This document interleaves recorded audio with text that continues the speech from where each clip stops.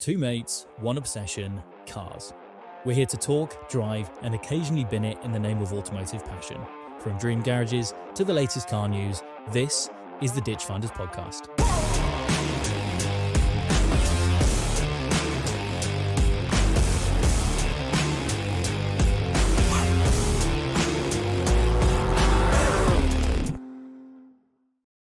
We're back. We are. After what you wanted to call a summer hiatus, but it's been one extra week. Yeah. It's just felt busy. It's felt longer. It's felt like we haven't been doing as much, even though we have with cars, but not necessarily for the podcast. Correct. But we're back. We are. And I'm very excited. We've got a big agenda, I believe. It's quite a big one. We're going to try and cram a few things in, I think. Yours is massive, looking at your agenda. Yeah, sure, get that in there. There's been a lot of news. I'm going to skim through the slightly boring stuff because there's been a lot of big news. There's been a lot of news. There's been Munich Motor Show. There's been loads of car releases. There's been lots of stuff. Before we do that, should we talk about something we've been a part of more recently? Yeah, very recently. Very. Which we can somewhat put down to why this episode's a week late. Indeed. A good friend of ours and I think a follower of the show, even though he took 2 weeks to watch our GT4 video, Jake kindly added us to his list of plus ones for Ferrari Challenge UK at Silverstone. And what a day it was. It was really good. Do you want to divulge how it came about? Well, we're quite lucky to be invited by Jake and his dad. And from what I gather, Jake's dad's boss races in the Ferrari Challenge Cup. And he invited Jake's dad and Jake down, and they managed to get a few plus ones and invite us down. And we didn't know what to expect. They said, come along to Ferrari Challenge Day. Not going to turn it down. And it's at Silverstone. We get passes and tickets and paddock passes straight away. Get to drive all the way through the centre of Silverstone to the wing. Yeah. Park up. And then I've never seen a collection of Ferraris. I've definitely not ever seen one like this. No. The amount of cars. Sometimes you think, especially over the winter, like, there's not that many supercars in this country. And then you go to an event like that and you're like, wow, there's a lot tucked away. Unbelievable amounts. Yeah. And it was just everything from California's to there was at least 3 or 4 SP3 Daytonas. There was 2 LaFerraris, a Ferrari Enzo, 812 GTSs, 812, just crazy amounts. So many FXXKs as well. Yeah. So many. Yeah, what they called the SF90XX Stradale. Whatever that's called. There's a lot of them. And they look good. The SF90 grew on me. Yeah. And dare I say it, so did the Pura Sandwich. Pura Sandwich. That was the pick of the day. I think because you don't really see them on the road, certainly outside of London. And there were so many there. There was a few. And we'll come on to that in a bit because we had a slightly closer connection to that on the day. Yeah, we turn up, we walk around, we're in awe, and we try and work out where we have access to and not. So we manage to get into the garages, walk through the pits, get turned away from going the other side of pit lane onto the wall. So we're like, okay, we've got limited access there. Then we go try to find where we've got hospitality, get pointed to the outdoor Ferrari pavilion. I don't know what you call it. It's kind of like a slightly but more budget version of what you see at F1 weekends. A lot more budget version. Yes. But I've got to say, the hospitality is amazing. They had Italian dudes serving coffee, Italian dudes making pizza. It was a very Italian affair. It was. It's just missing some cannolis. There were cannolis. There were cannolis. There were a dessert station. Right. I missed them. Oh, mate. Food was good. Cars were good. Company was good. It was a good day. And we had weather. It did rain at one point, but it was a dry race in the end. Yeah. It was pretty warm, pretty mild. It was. So obviously the Ferrari Challenge UK is like some other manufacturer series which you can expect. So it's 296 challenge cars. So I think up until a year or two ago, it was kind of a transition from 488s to 296. Yeah. Which is obviously quite a big change from the V8s, which we did hear, they have some other people turn up that aren't racing that go around the track before and after. And there were some 488s there, and they're probably 2 or 3 times as loud, right? They sounded great, actually. They did sound really good, but with the 296, you still get that slight noise from them. But it's more turbo whistle than so much turbo engine, whistle, right? Yeah, and intake noise more than actual exhaust noise. But you can see the pace of them, can't you? They're quick, like really quick, really quick. You can actually physically see them being quick. Yeah, the way they accelerate out of corners, the approach speed to corners. Yeah, the braking power is impressive. I'm surprised how hot they were coming into some of the corners towards the end of the lap.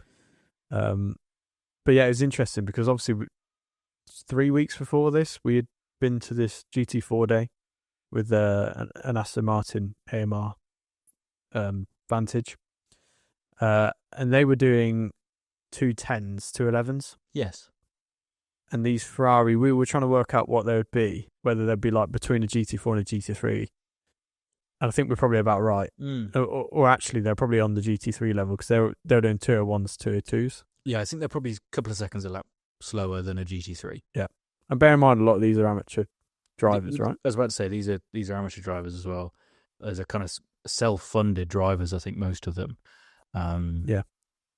And there's some money. It's not even the cars on track. It's the motorhomes that turn up.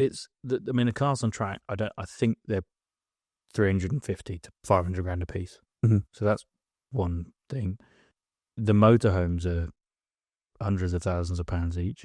You got all the gear. Imagine you've got the running cost of the car annually, whether it be FF Corsa, AF Corsa, who are servicing, maintaining, fixing, transporting your pit crew.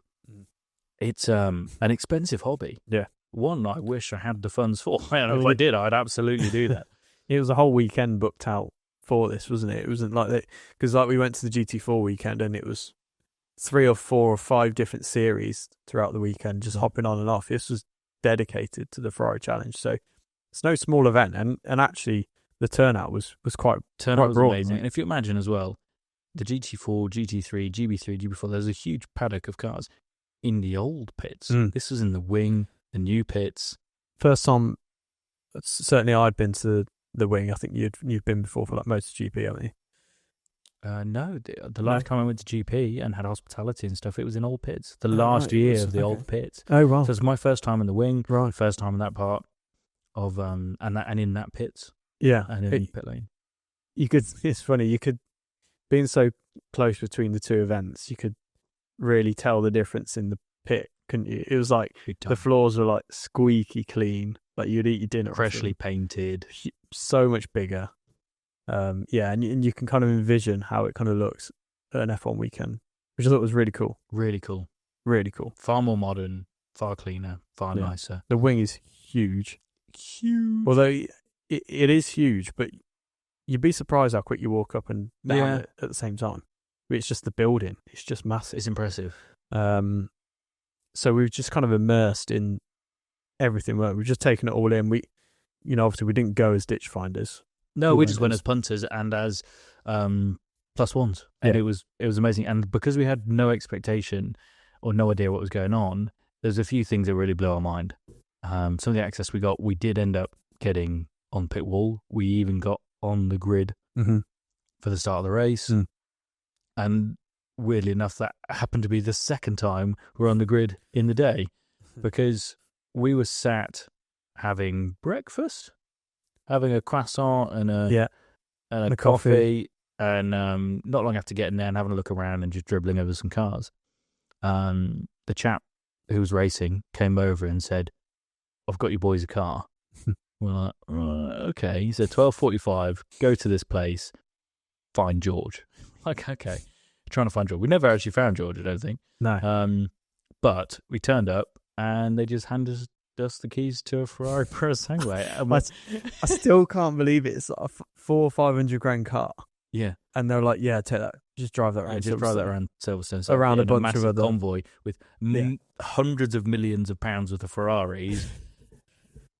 Off you go. Just sign it. Yeah. Yeah. Do you know how to start it? Yeah. All right. Cheers, mate. It's insane. There's a £500,000 Ferrari. I don't get that, but we welcomed it with open arms.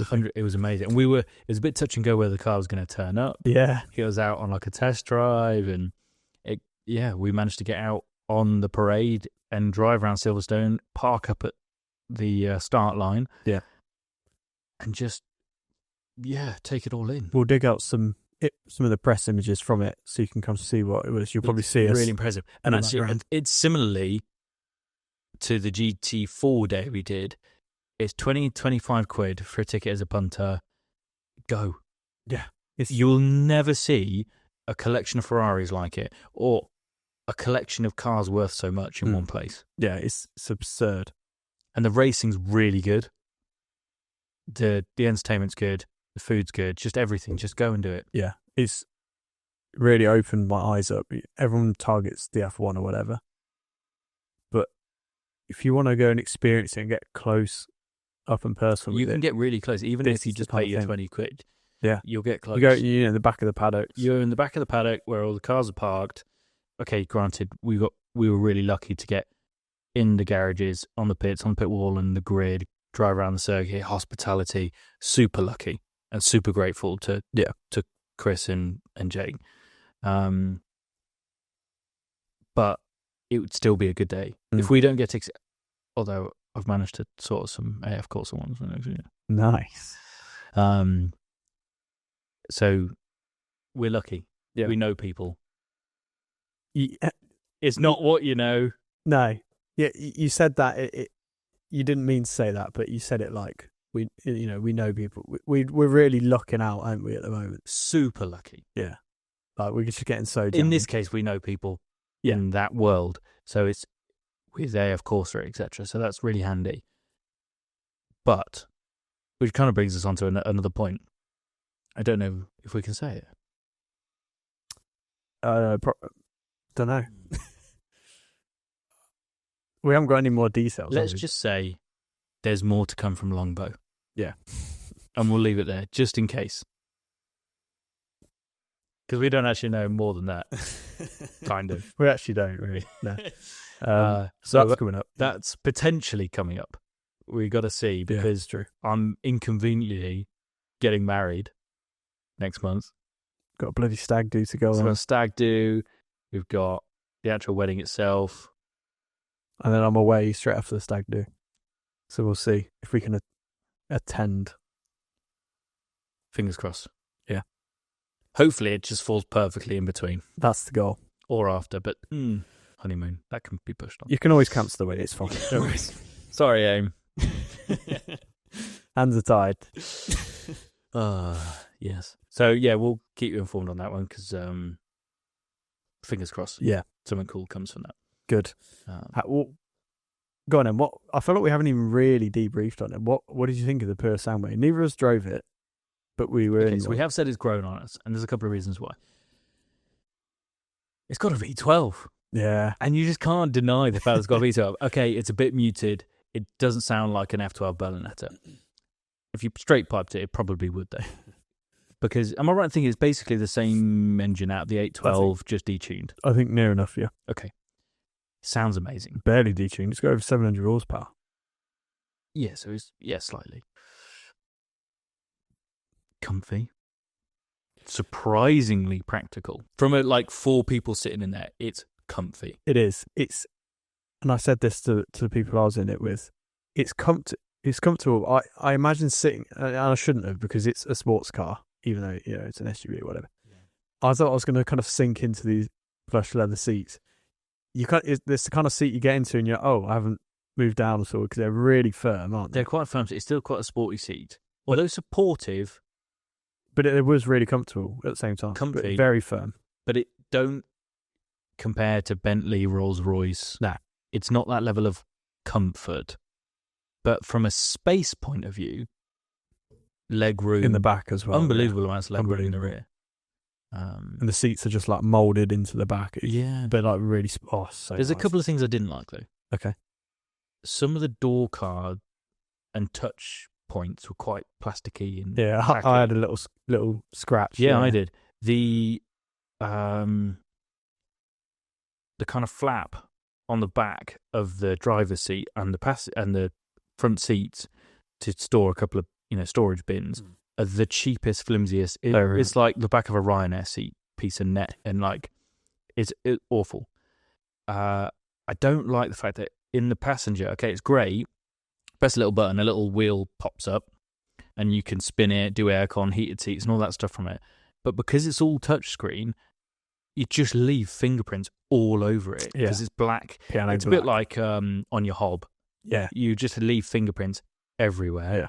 And so then you can't actually see what the controls are properly because it's a bit misted and murky because of your fingerprint all over it. That's not fantastic. If you're OCD, that would really get on your nerves. Yeah, it would, because you could just never get it always clean. You clean it and then you wouldn't be able to use any of the functions.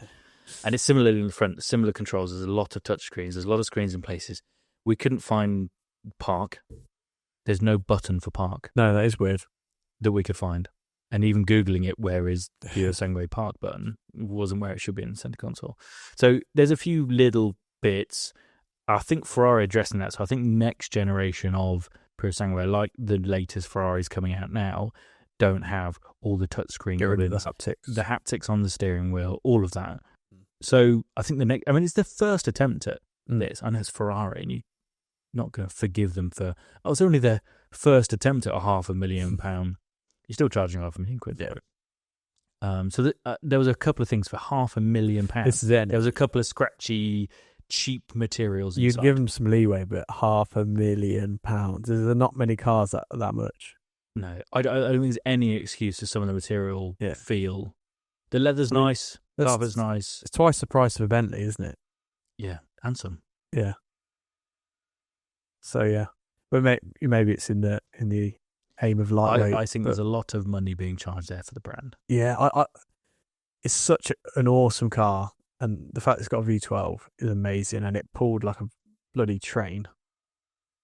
But even then, and I know I'm not the target demographic, but even then, £500,000 just. Do you know why? Do you know why Ferrari is so clever? So clever with this. Why? It's probably cheaper to make than all of their supers and sports cars. But imagine every wealthy chap who buys a lot of Ferraris, and there's a lot of them out there. There's a lot of money in the world, and there's a lot of people with lots of money that like Ferrari and multiple Ferraris. They can go to their missus and buy them a Ferrari that they can daily, and it passes the wife test. Look at this practical, lovely VTV that you can take. You'll love this. Yeah. Take this to shop. And I get to have another Ferrari V12 in the garage. Okay, you do your man maths on it and you make it work. Yeah. It's just another excuse. So the price doesn't actually matter. So they can just go, we're going to charge all these guys £500,000 for the privilege of being able to impress their wife with a Ferrari they actually like. It's a stereotype, but it's probably a very accurate one. I imagine it. I mean, yeah. But this, let me pose you this then.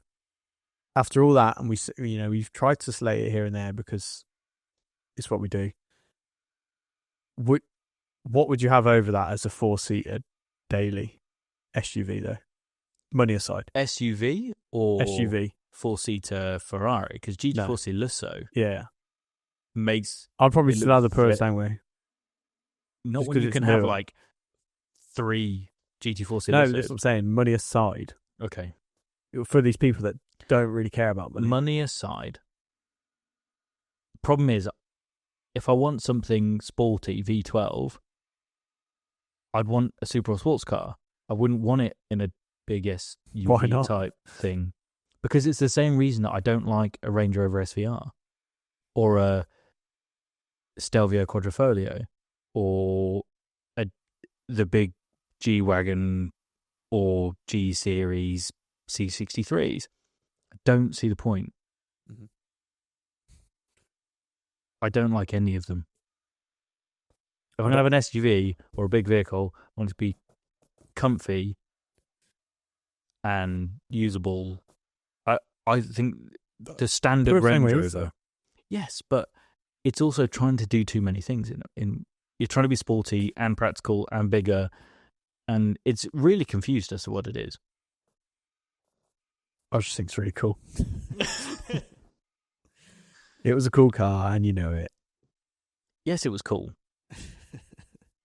I'm still not convinced on the looks. It is. The rear, maybe. I think the front and the side look quite good now. And I like the doors, the way they open up. It can only be so pretty because of the size of it. Yeah. There is just something cool about a V12 in that car, though. That's what gets me. The V12 is cool. Yeah. One car I do want to talk about is the Dolce Cilindri. Ooh. Quite a lot of them there. And it's only gotten uglier. The only way it doesn't offend me if it's in full black. Yeah. It looks okay. It just hides some of the but fugliness. You'd be forgiven for almost thinking it's electric. Considering it's got a massive V12 in it. It's very muted. There are a few revving them and you hear the tone, but you don't get the volume. I think it's more muted than the Pure Sanguine. I would have thought so, yeah. But it's really, Pure Sanguine grew on me in person, looks-wise. That literally just got worse. Yeah, I agree. It's really not a good-looking car. It just looks less dynamic. I mean, oh my God, there was a couple 812s there. You put that next to an 812, and it looks like a Fiat Panda or some shit. Yeah, it's not. I'm not even joking. The 812's so aggressive, so good looking, and that is just such a far cry from that. Yeah, but I think, and we can talk about it. The design language Ferrari, given today's news, is moving in the same direction. Yeah, it's definitely a new design philosophy there, isn't it? The SF90 replacement, I think, is going to be. I mean, it is basically an SF90 facelift. Underneath it. Basically. It's similar to the Ferrari Amalfi for the Roma. They kind of brand it as this new car, but it is just an updated SF90 with a to be fair to them, a full new facade. So they've gone, do you know the SF90s that nobody wanted to buy? Well, no, it's more expensive and looks shitter. And all they've tried to do is use the Testarossa name, which I think if you're going to use the Testarossa name again, you have to have the side strakes. In one way or another, modernize them. But they have completely... That was the most iconic part of that car. Yeah. Yeah, they say the Testarossa comes from the red engine cover at the top, don't they? But basically every Ferrari has that. Everybody knows it for the strakes on the side. If they included some sort of design from that would be cool, wouldn't it? But they didn't. Because you can see design elements in the front of it, more so than the rear. Slightly. With the slanted nose and the kind of squared offness. I actually don't mind the front so much. If you just look at the front of it doesn't look so bad. Look from the rear. The rear is not ugly, and the side profile is like the 296, but even uglier, where you've got this step up. This weird, aggressive step, yeah. Yeah. A lack of integration with the intake. It just doesn't look great, in my opinion. Yeah. But then when you compare the front of that to the SF90, it looks awful. The SF90 looks way better. And you look at previous Ferraris, the design language there, it's smooth, it's lovely, it's sleek, it's sexy, it's Italian. Yeah. This is not good. And in fairness, the F80 has grown on me, but this is very baby F80, isn't it? It's like the same car, but a smaller cousin or something. It's basically what it is, to be fair. Yeah, but you somewhat expect that from cars manufacturers because they have design language, don't they? And over a period of time, it changes, and they have their range. So you know that it's a BMW or an Audi or a Bentley or whatever, Lamborghini. But then this seems to have gone in a direction where you have, some design language continuity across the range, but it just doesn't seem to come together. Yeah. You say that. When the Dolce Cilindri came out and that had that black lip at the front, again, paid homage to one of the older cars, fair enough. I thought that was going to be a one-off, but it's on every car that's come out since. This is my point. Apart from the Amalfi. Sometimes you see manufacturers, and Ferrari are a prime example of this. They'll bring out a limited edition car. So it'll be an end of run, special homage to whatever, and they'll do a bit of a crazy outlook. It might be a rebodied something, a bit like the SP3. But instead of taking that kind of quirky, out-the-box, slightly different, limited edition, concept style, and keeping it as part of just like the special program, they've just, I don't know, we'll take all those ideas and just put it into the entire range. So then you've got this quirkiness and individuality across the entire range, so it actually means it's a little bit disconnected, in my opinion. Yeah. But I think that's happening across all car I was about to say that we're not picking up Ferrari here. No. It's kind of across the board, really. A lot of aggressive design changes. Except for Lamborghini. I think they're still doing well. Still very Lamborghini. They've modernised across their range. It suits even with the Urus. Do you like the look of the Revuelto? I do. Really? I didn't initially with the headlights especially.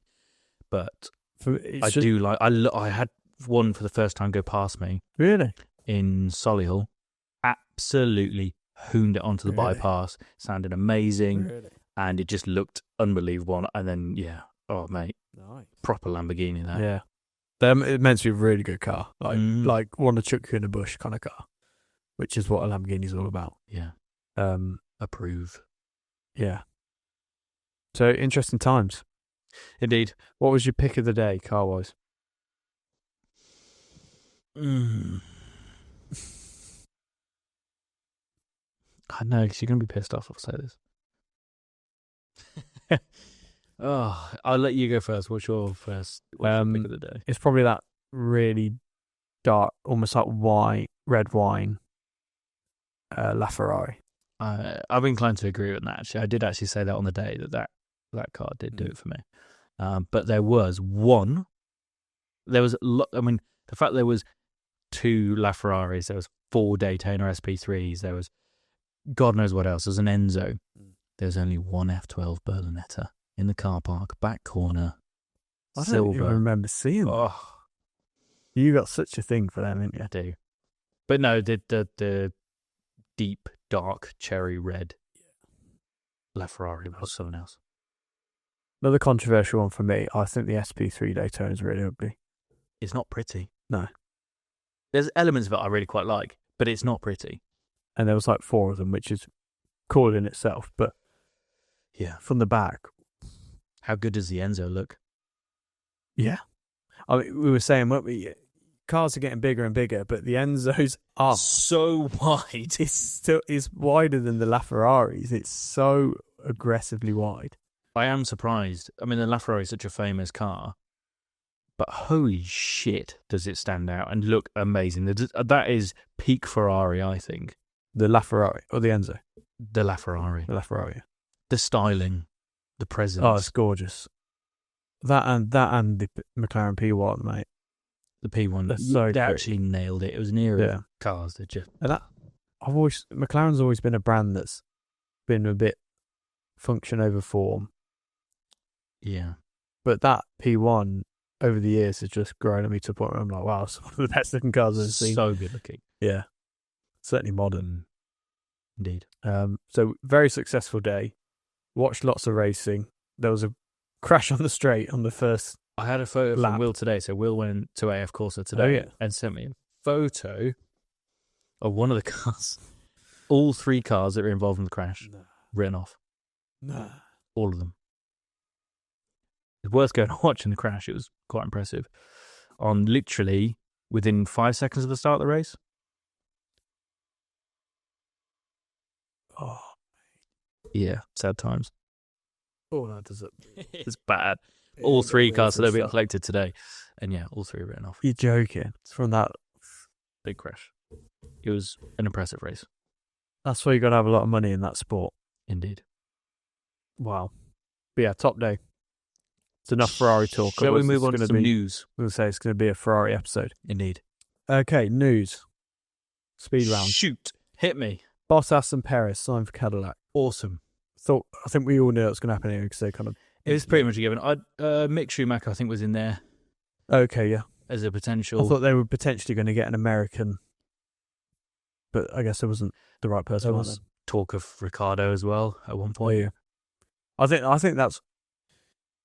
Like, I think, with Perez, it's been harsh in general because you can see that second Red Bull seat's tainted. Big time. It's cursed. They got Bottas and Perez. That's a lot of races under their belts. Yeah, from an experience point of view, they're going to have one of the most experienced lineups. Yeah. But I think what everyone's saying is that they're going to be, the first couple of years, they're going to be a mile off everyone. You reckon? That's what I've seen on videos online. For a couple of years? Yeah. Do you not think that there's an advantage to there being a regulation change?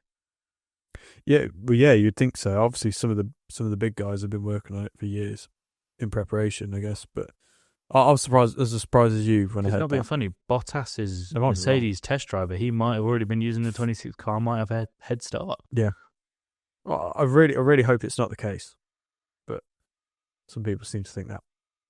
I don't like talking too much about EVs, but this one was quite impressive. Go on. The Yangwang U9 track edition. Is this the thing that can go in the water? No. Okay. That's another Yangwang, I believe. That's an SUV. If this track edition U9 could drive on water, that would be quite impressive. It set the global EV top speed record of 293.5 miles an hour. That's quite quick. That's pretty fast. It's not even the reason I said it there. So they're a sub-brand of BYD. The car's output exceeds 3,000 PS. Oh my God. So that's a power to weight ratio of 1,217 PS per ton. Oh my God. Yeah, pretty fast. So it's like, where's the limit with these? So did it almost weigh 3 tons? That's a good point, actually. Yeah. Wow. I think so. Something that was going at 292 miles an hour. Did you say? Weighed almost 3 tons. It probably weighs about 2.5, 2.4. Okay. Yeah. Same as a bloody M5. This is actually quite heavy. Yeah. This is that. I mean, by the way, 2 sad days. First of all, R35 GT-R ceases production. That is sad. Second of all, you bloody sold your Porsche. I just remembered. I did. Yeah. I was meant to organise a erase funeral. it from my brain. You didn't even bring it up earlier. I actually feel I feel quite good about selling it. Given circumstances, I've owned the car twice. I've done 25,000 miles in it. And it's going to stop me from getting into other cars. So I've loved it. It's been amazing. What a car.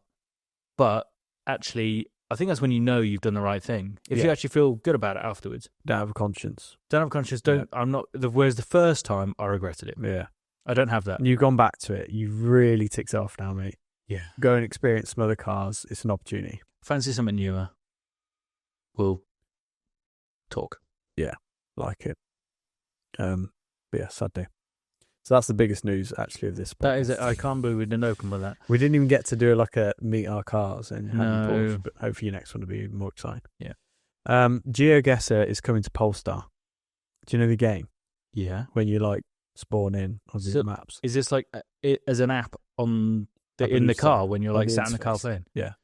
How has that made the news? I mean, what a partnership. As brand deals go. Yeah. Unreal.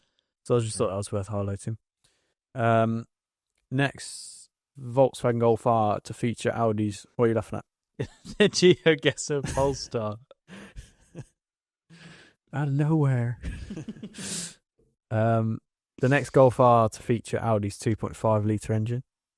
The 5-cylinder. Oh, so the TTRS engine. The S3, not S3, RS3. Yeah. Ooh. That's cool, isn't it? That's quite cool. Yeah. See what that's like. So if anybody wants a Chavia RS3, There you go. Slightly cheaper as well. BMW gearing up for series production of hydrogen fuel cell systems. So they announced their third generation of hydrogen fuel cell technology. I didn't know there was a first and a second. Well, exactly. So the first ones are kind of pilots, Okay. limited run, but this is going to go into full production in 2028. So basically expect some production volume. Just to quickly interject, BMW.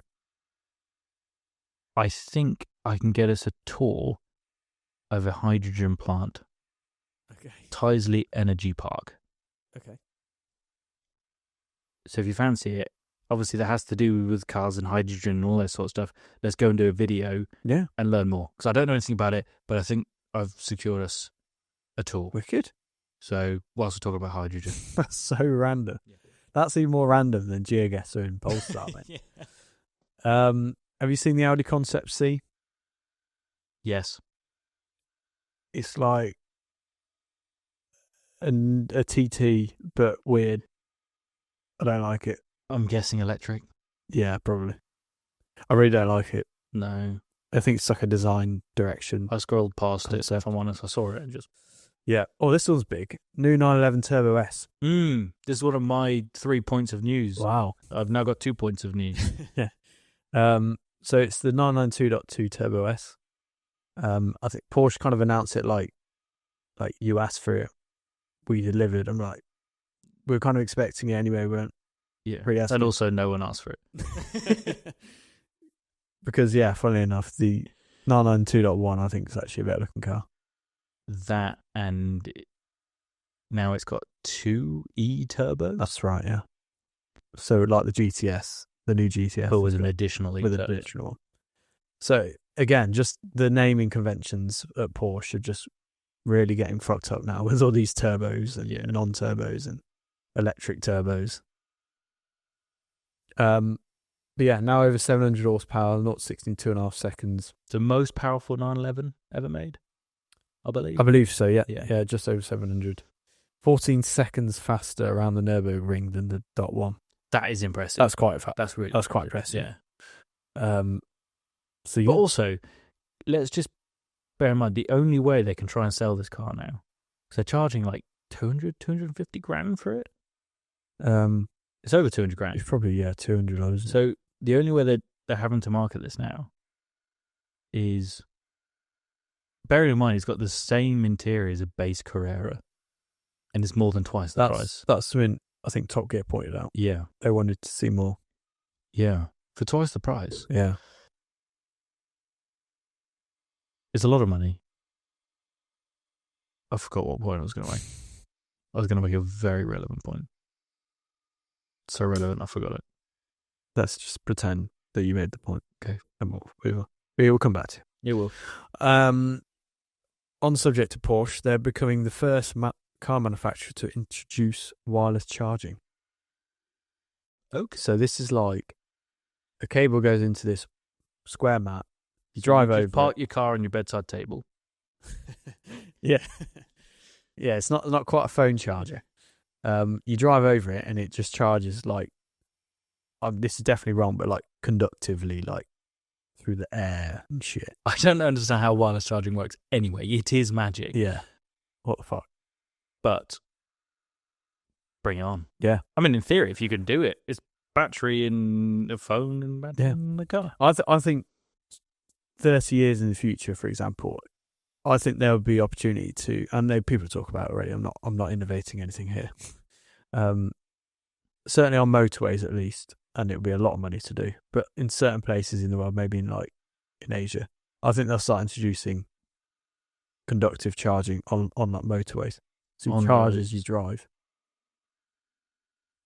I mean, stranger things have happened. If it was cheap enough, it makes a lot of sense.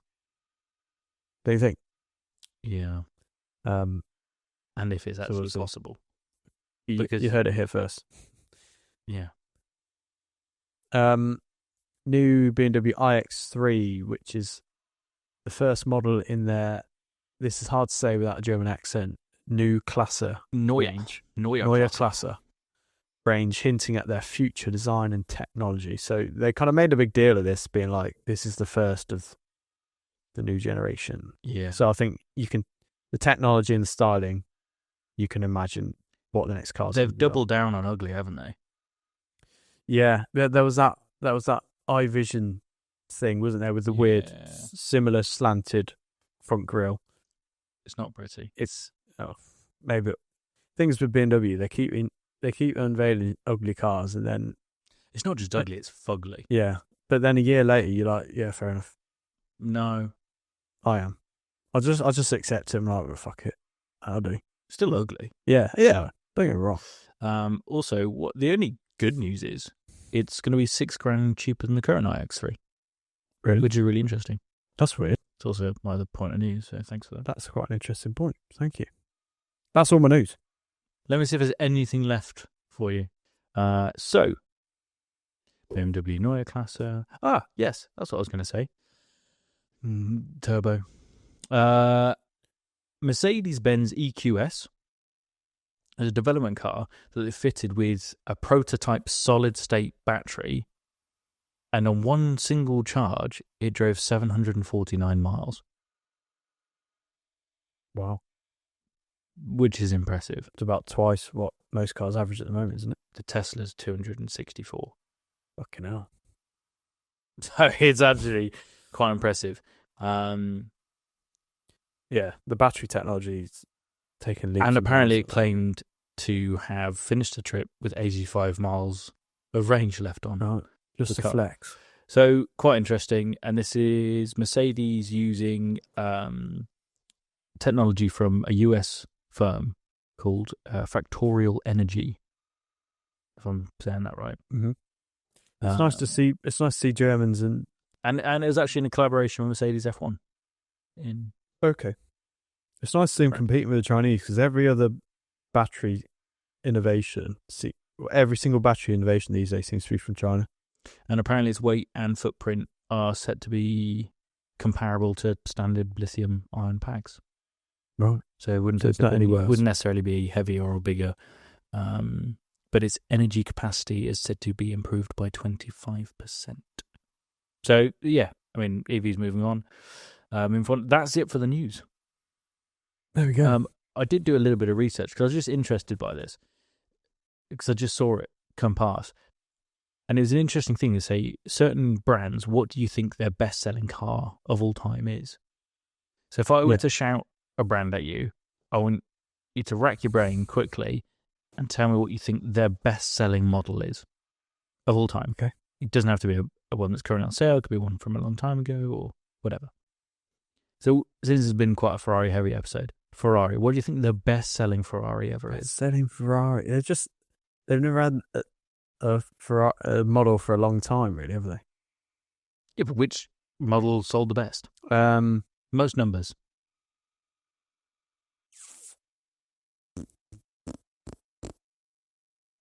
I feel like numbers of supercars sold more recently. Sorry, is this meant to be quick fire? Can be. We're not doing much quick fire this episode, so take your time. That's actually a really tough question. I don't know, just say FF. 458. 458. Best-selling Ferrari ever made. It came across online, but I was 24,000 units they sold. This, I think, will be overtaken by the Puro Sangue. Yeah. Yeah. Wow. Around roughly 15,000 Italias, 3,000 Speciales, 6,000 Spiders, something like that. Wow. And the previous one was held by the 430 at 17,500 units. So it really did outdo the 430. Right. Lamborghini.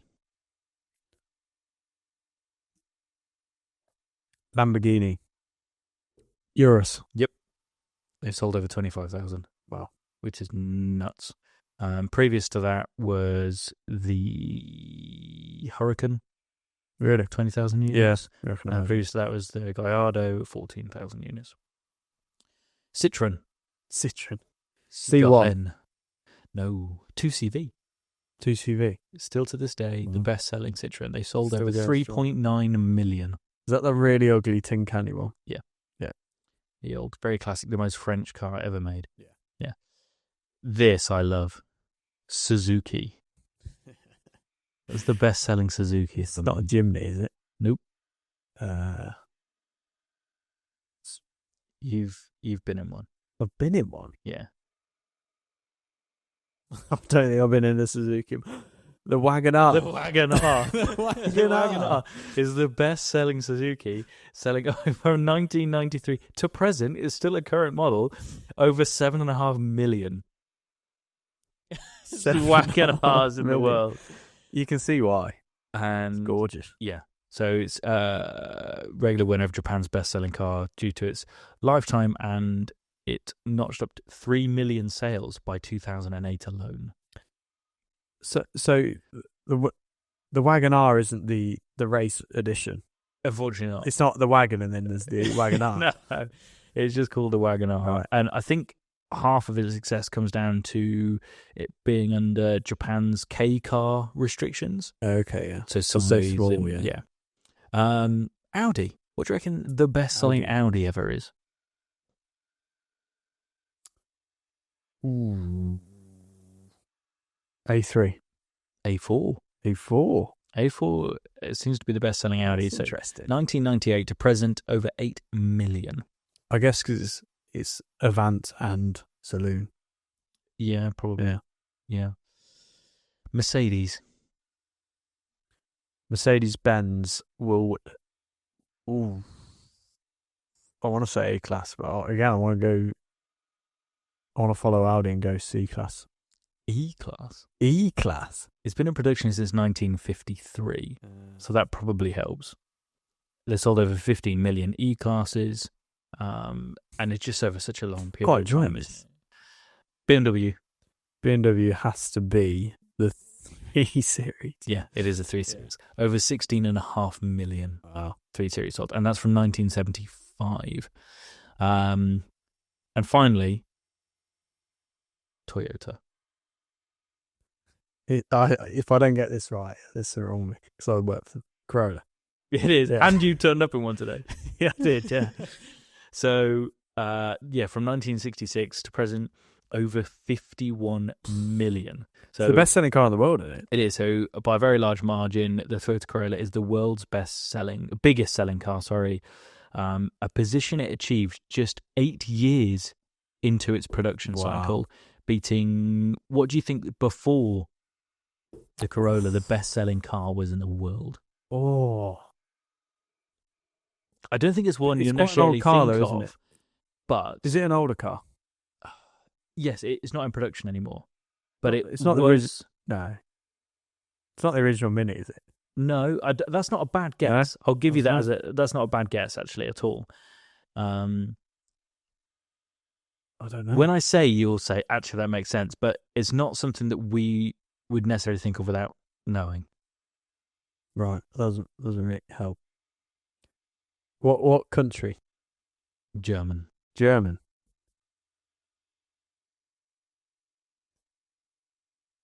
Golf. No. Polo. No. Beetle. Yes. Yeah. The Beetle. The Beetle. Yeah. Yeah, makes sense. This is an interesting stat with regards to the Corolla. And I did some maths on it and it didn't add up. But it reckons here that a long production life also helps it grips the title, and that has resulted in Toyota popping one into the world every 15 seconds. Wow. Apparently. But I did the maths Snag. from when... So that is those bits on best-selling cars. Yeah, I quite enjoyed that. Yeah, enjoyed the challenge. Do you want to try a little You segment? got another one? I've got another little segment that could fail. We might have to cut it out. Okay. I want to play some car noises. Test your knowledge a bit. I've kept With your mouth, or No, yeah, I'm going to beatbox car noises. I've recorded some car noises. Okay. And I've done 9. This is like a little pilot test to see if this works. I'm going to get exposed, then I haven't done anything too difficult, I don't think. We're going to see if this works. I'm going to try and play the sound into the mic, and you're going to try and guess. Yeah, is the AI going to cut this out? Are you ready? Mm-hmm. First car.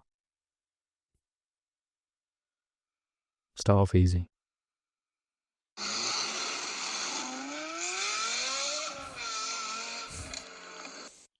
LFA. Yes. Yeah. Okay. Easy start.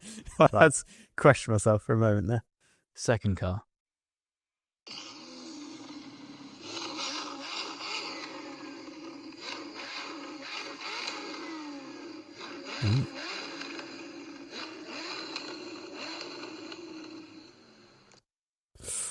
I'm struggling with that.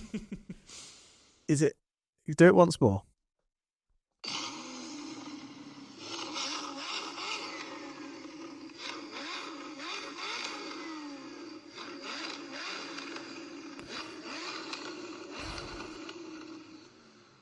I always think I'm really good at these, and then I don't even know if that's a V8 or V10 or a V12. Is it V8? It is. Yeah. Is it an E92 M3? No. I've got no idea. Do you want to know? Yeah. Sorry for the voice crack. Do you want to know? 488 GTB. No. Yeah. That's not what I thought it sounded. No. Right. Next. You're 50% of the way there. Here we go.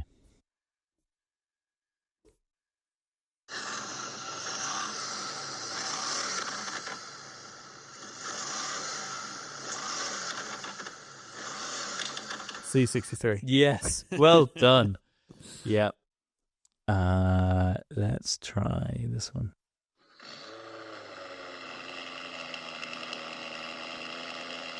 That's a 6-cylinder BMW. Oh, no, it's not.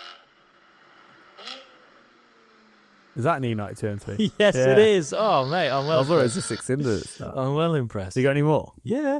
This is unreal. See if you guess this.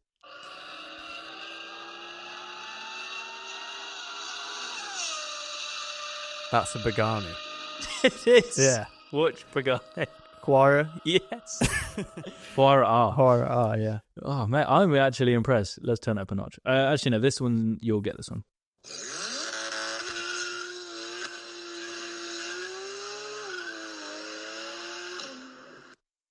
Do it again, sorry.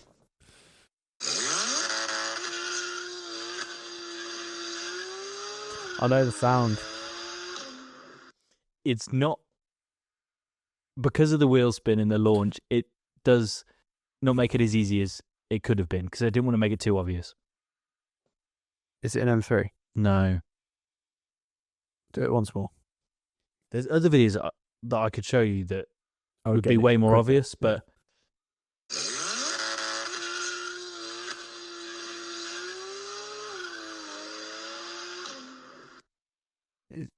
Is That- it an that Audi last- 5-cylinder? that our last gear change should help you. But I'm lost. 991 GT3. It's so obvious after you hear it. Yes. So annoying.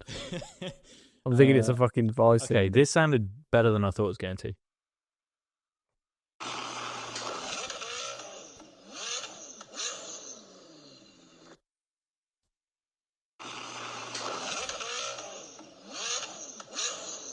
That V12. Nope. V8. Mm-hmm.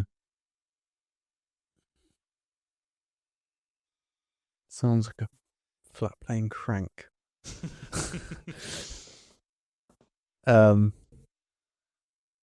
Before 5.8? Nope. This is really tough. That is a tough one. Don't know. Koenigsegg Jesko. Oh. Yeah. Sounds quite good. Okay, we have got 2 left. If you get this, I'd be very, very impressed.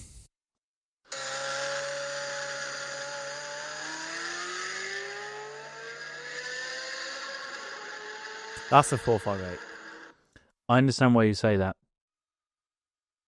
but it's not. It's a Ferrari V8, so I'll give you that. 430. It's an F355. I thought I'd throw a curveball in there. Yeah. Sounds quite good. Little tunnel run. And finally,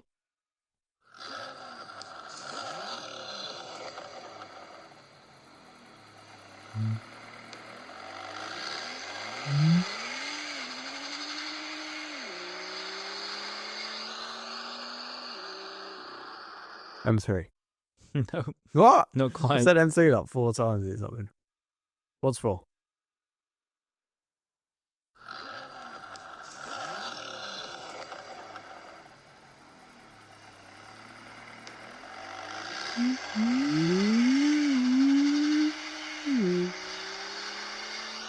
That's a BMW.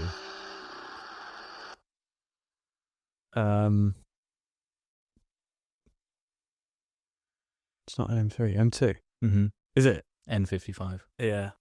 OG M2. Yeah, man. That sounds good, man. Does it your face? I was Yeah. like, I should know that one because I'm looking at him. so that was the first go at Guess the Car I really enjoyed that. from the noise. I'm going to have to return the favour at some point. Please do. Yeah. See if you were as shit as me. Well, I'll hand it back over to you. Do you want to do your Dream Car Garage? Because it's quite a good Oh, well, yeah, you got the phone. Yes, mate. The nerds. Dream Car Garage, to follow on from our conversation on this Ferrari Challenge Day we went to. Yep. I thought I'd base it around that. We can all imagine. So put yourself in the shoes of one of the Ferrari Challenge drivers. So you've already got a 296 Challenge car that you race a few times a year. Nice. In the Challenge series. But now you've got a budget of £250,000 to build out your own dream car garage around it. So obviously, naturally, a lot of people come to these race days in their Ferraris because it's Ferrari Challenge. Of course. So which Ferrari are you bringing along for the race weekends, and what's your pick as a daily driver? Caveat, you can have a daily driver Ferrari and a different weekend car. 250 grand, 2 cars, one's a Ferrari. Okay. My daily driver is the Ferrari F-Tail Berlinetta. 135 grand. That's GT aggressive car. daily. It is, but it's a GT car, mate. Yeah. Decent boot. What a daily. 135 grand. Then for £115,000, my second car is a McLaren 720S. That is a hell of a 2-car garage. The problem is, which one's the daily, mate? You can swap and change. This is the beauty of this 2-car garage. Yeah, I'd argue neither of those are really daily. Maybe the F12, but I mean that is a 2-car garage. You wouldn't mind opening the garage to see them too, would you? It's quite cool. And I'm really liking British cars at the moment. I'm liking McLaren. The 720S has grown on me. And so that's my pick for your Dream Car Garage. Your very good Dream Car Garage, might I add. Thank you. Yeah, not a bad pick yourself. What did you go for?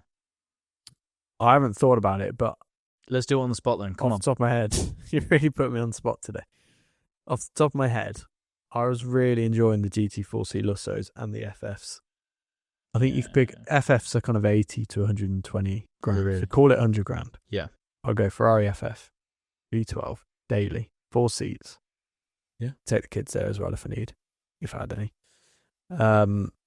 And the weekend toy, so that leaves me 150 grand. And I know it's cliche or obvious, but I'm going to go for a Porsche GT product. What could I get for 115 grand? You got 150. Sorry. GT991 GT-RS. Money. Sold. So an FF and a GT-RS. That's not bad. That is quite a garage as well. I really like an FF, you know. Really like them.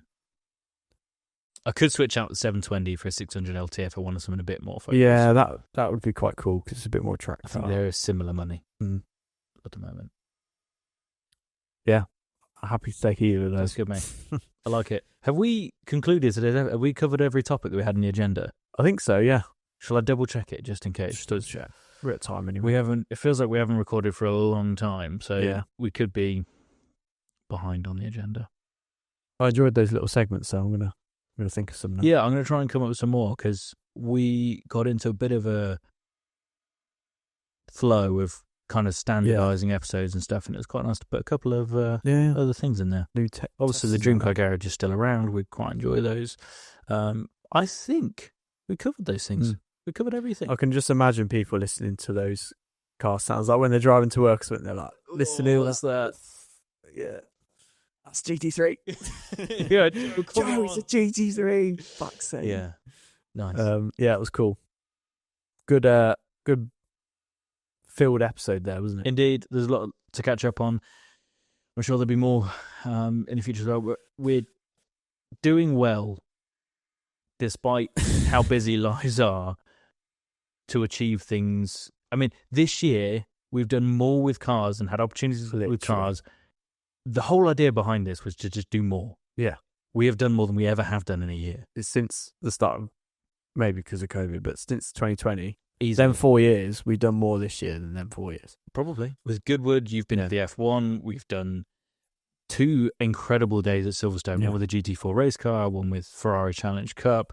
I've bought and sold a car. You've still got yours and looking to upgrade. Yeah. We're toying with a potential truck build together that we'll tease when we know more. There's so much going on, and it's feckin' awesome. It's good. Just scratching that itch. And some. Yeah. But we're still building it. We're going to leave no itch unscratched. Correct. So that's it for today. Thank you for being with us. We won't bore you any longer. You are free to go. Thank you for listening. Thank you for watching. Thank you to Chris and Jake. Yes, thank you guys. And we'll catch you on the next one. Ciao for now. Ciao.